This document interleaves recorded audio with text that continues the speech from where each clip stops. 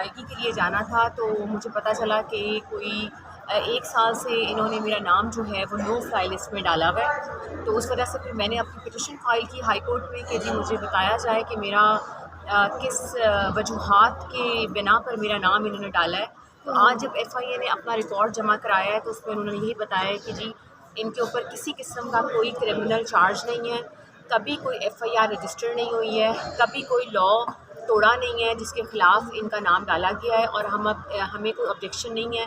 तो जो उसके ऊपर फिर जस्टिस साहब ने कहा है कि आप देख लीजिए कि मैं ये पिटिशन अभी आपकी होल्ड कर रहा हूँ, क्योंकि बहुत से ऐसे वाक़यात हुए हैं कि हमने यहाँ पे ऑर्डर किया है पैसेंजर्स को जाने का अपने पिटिशनर को, और उनको रोक लिया गया है वहाँ पे।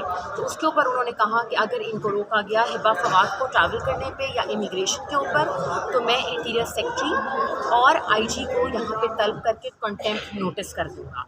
तो अब उन्होंने कहा है कि आप जाइए, अपनी उम्रे की अदायगी या जो भी आपका ट्रैवल प्लान है आप करिए और मुझे आके रिपोर्ट बैक करें कि इन्होंने आपके साथ किस तरह का बर्ताव किया है, आपको रोका तो नहीं है या किसी किस्म का मुश्किलात का सामना तो नहीं आया।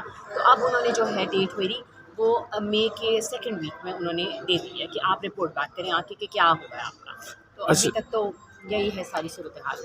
ठीक है, ये बिल्कुल दायर की थी समन रिफत साहब जो हैं वो साहिबा जो हैं जस्टिस उनके पास थी, जिसमें उन्होंने क्लियरली लिखा था कि जो हिबा फवाद और उनके बच्चों की मीटिंग है वाइफ की, वो आउट ऑफ हियरिंग होगी। अंदर कोई भी पुलिस एहलकार उनकी प्राइवेसी का ख्याल रख रहा है आपने। उन्होंने जेल सुप्रिटेंडेंट को बिल्कुल ऑर्डर के अंदर ये लिखा है और ये भी कहा था कि जी कि जो किस्म का अपना डॉक्यूमेंट उनसे शेयर करना चाहती हैं या वो कोई चीज़ उनसे डिस्कस करना चाहते हैं तो इनको इजाज़त दी जाए। लेकिन जब मैं जुमे को वहाँ पे गई हूँ तो किसी किस्म का अमल वहाँ पे नहीं हुआ इस बात के ऊपर, बल्कि हमारे सर पे उसी तरीके से पुलिस एहलकार खड़े किए गए। मेरे से जहाँ पे मीटिंग रूम से पहले मेरे से डॉक्यूमेंट्स ले लीजिए कि हमें दे दीजिए, हम आपको अंदर दे देंगे।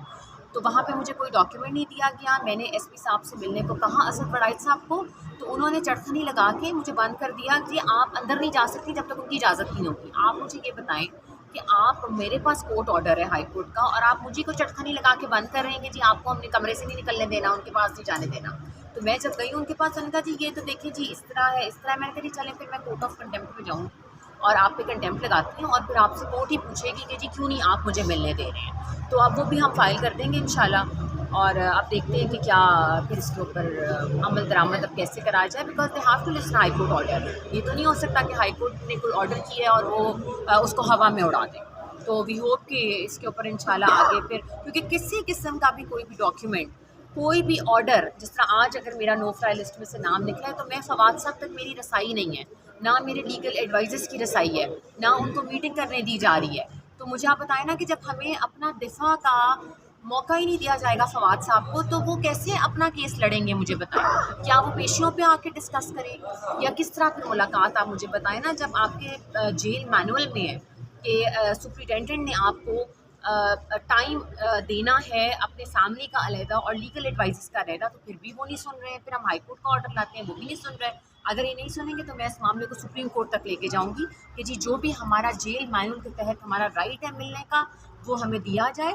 और इस तरह का रवैया मेरी बच्चियों के सामने प्लीज़ बिल्कुल ना इख्तियार किया जाए, क्योंकि वो माइनर्स हैं, वो माइनर्स में आती हैं, वो एडल्ट्स में नहीं आती हैं और वो डर जाती हैं इतने सारे पुलिस ऑफिसर्स को देख के कि जी वो हमारे सर पे खड़े हुए, जैसे पता नहीं बीच में हमारे टेबल होती है और बहुत सर्विलेंस है वहाँ पे। तो वो मुझे कोई सर्विलेंस का तो देखिए मुझे कोई एतराज़ नहीं है, लेकिन एक रिस्पेक्ट होती है कि एक औरत की आपको रिस्पेक्ट करनी है। अगर कोई ऑर्डर है आपको उसकी पामाली करनी है, तो मैं यही एक्सपेक्ट करती हूँ कि आगे असद वड़ाइद साहब जो हैं सुप्रिटेंडेंट जेल, कोई अकल के नाखून लें और नेक्स्ट टाइम ऐसी कोई भी हरकत ना करें। अदलिया से कितनी तवक्कुआत है और फवाद साहब कब तक? फवाद साहब पे आपको पता है जी, अभी मैंने वो भी पिटिशन अभी फाइल की हुई थी जो लास्ट वीक ऑनरेबल हमारे चीफ जस्टिस साहब के पास थी। उसमें भी जी उनके ऊपर कोई 35 के करीब मुकदमात सामने आए हैं पूरे पाकिस्तान में। जो मैंने कहा था जी हमें रिकॉर्ड तो दें आपके, वो किस जगह पे मतलूब हैं। जो कि रिकॉर्ड सामने आया है तो वो 9 मई में वो लाहौर में भी मौजूद थे, जलाओ घिराव में, रावलपिंडी में भी मौजूद थे, फैसलाबाद में भी मौजूद थे, इस्लामाबाद में भी मौजूद, तो वो हर जगह मौजूद थे जी। फवाद साहब, एक आदमी 5 जगह तो नहीं हो सकता। तो वो सारा रिकॉर्ड आया। अब आई थिंक बलूचिस्तान का हमारा रह गया आने का, तो उसके मुताबिक फिर हम अपनी कानूनी कैसर इमाम साहब हमारे लॉयर हैं, उन्हीं से हमारी डिस्कशन होगी, वही हमारा सब कुछ देख रहे हैं फवाद साहब का, और वही फिर डिसाइड करेंगे फवाद साहब, और वो खुद भी लॉयर हैं, आपको पता है कि चीज़ों को कैसे आगे लेके चलें। थैंक यू बस नाम निकल गया है, अच्छा हुआ है। जेल कार्ड है। हाँ जी, फॉर्म 47 के MNA नहीं बने ना हम, वो तो हाँ इसीलिए ताला बोला था। इनके साथ चल के आते हैं। चलो सलाम जी ज़रूर ज़रूर आए